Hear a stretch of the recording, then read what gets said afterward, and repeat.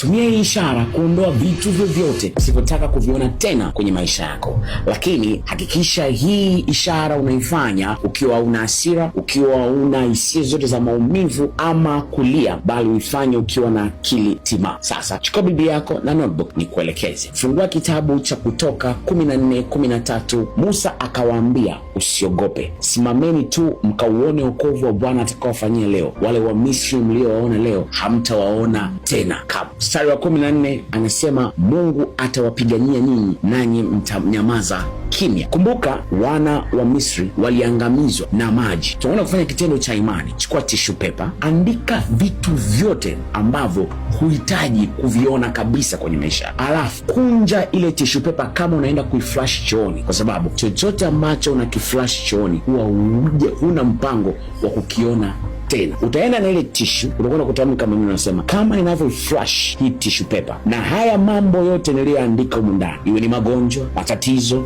mikosi, kama nilivyoviona hivi vitu kwenye maisha yangu, kamwe sitaviona tena, kwa maana Bwana atanipigania mimi, nami nitanyamaza kimya. Then utatupa, utaflash.